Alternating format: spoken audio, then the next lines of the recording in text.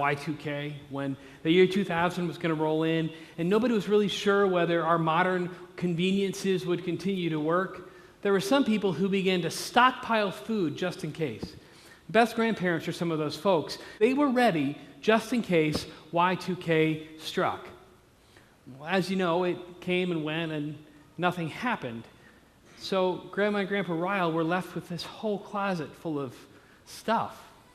And for the next 4 years, while Beth was at college, anytime she got a care package, it didn't have cookies, it had several cans of tuna and some soup and some water bottles. I respect the way that they were prepared.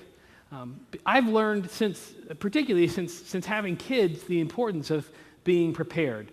Yesterday, I took the kids shopping for Beth's birthday, and I got this text from Beth that said, "It's 3:45 and we forgot to give the kids a snack. Amend the mission to avoid a blood sugar catastrophe." I had crackers in the car. I was ready for that moment. In the story we read today, Jesus tells this parable about being prepared. He says the kingdom of heaven is like these 10 bridesmaids who had celebrated this massive wedding. And in the ancient Near East, the weddings then made our weddings look pitiful. They would last a week or more. And it says these bridesmaids were waiting for the bridegroom to come to the wedding feast. But he got delayed. And so they all fell asleep. Around midnight, they get the call that he's coming, and they begin to get up to light their lamps. 5 of them had brought extra oil. 5 of them didn't have enough. And so the 5 that didn't have enough say to the others, "Can we have some of yours?" And they say, "No, then we won't have enough." So those 5 foolish bridesmaids run off to Sheetz or wherever you buy oil in the ancient Near East at midnight, I don't know. And when they get back, it's too late. The bridegroom has come, he shut the door, and he says, "I didn't know you."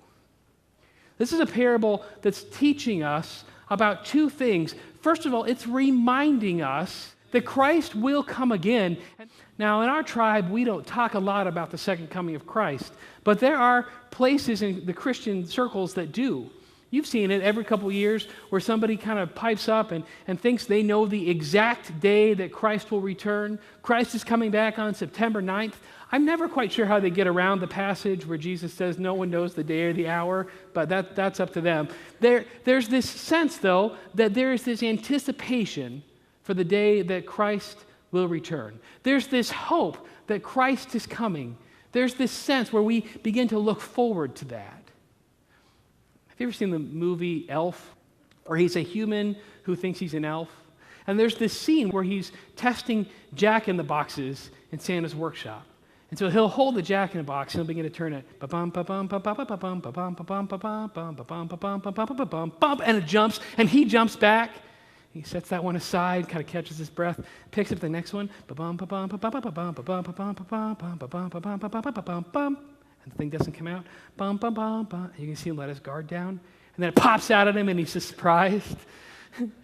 This parable reminds us that we can't let our guard down. You never know when he's going to pop out of the box, when he's going to come back. I don't know about you, but I hate to wait anywhere. I want to be where I want to be when I want to be there. And that's one of the ways that Morgantown tests my sanctification, because the traffic is never quite what I hope it is. I always think that I find a shortcut, but then I found out there are no shortcuts. I remember I was in the car with Hunter, and we got stuck there at traffic downtown, and we're kind of waiting there, and I hear from the back this little voice go, "Oh, traffic!" And I was like, that is more of a reflection of myself than I wanted, you know? There's something about learning to wait. We're called to wait with this deep sense of anticipation for Christ to come. A couple of years ago, I was at a conference with about 2,000 youth. We were having communion on the last day of this rally. The bishop was there, and he was presiding over communion. And we got to the point in our communion liturgy where we proclaim the mystery of faith. And we say, Christ has died, Christ is risen, Christ will come again. And the bishop said to the young people before we said that, he said, when you get to that last phrase, he said, I want you to yell it. And I remember sitting in that room full of young people as they said that phrase. And I remember the anticipation that I felt as they bellowed, "Christ will come again."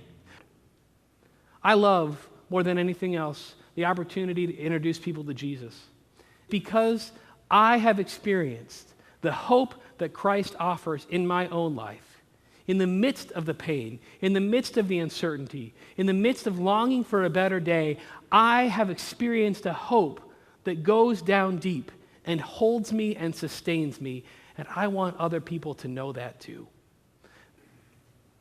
One of my favorite things to do, and I did it a lot in high school, and I still do it now when I get the chance, is to photobomb people. You know what this is? It's where someone's like taking a picture of something nice, and you jump in at the last second and like make a face, you know? And then when I was in high school, I used to do that a lot when we would go on trips. It was kind of funny back then because you wouldn't know until you developed the film that happened. But I loved that opportunity, you know, like to surprise someone. There are moments, friends, where Jesus photobombs us. You know, these moments where we aren't expecting it, where we're kind of living our life in ordinary ways, and all of a sudden, Jesus breaks in. We live in a world where Jesus continues to show us just a foretaste of what God's kingdom will be like. Anytime someone is set free from addiction, that is a moment that the life of Jesus is broken in. Anytime that relationships that are broken are reconciled, we give thanks because that's a moment that Jesus is broken in. Anytime people are healed, that is a moment that Jesus is broken in. Anytime we experience peace that we don't deserve in the midst of difficulties, that is a moment that Jesus has broken in.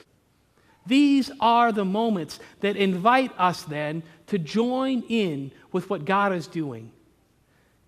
We are called to shine our light because Christ is coming. And when he does, there'll be a party.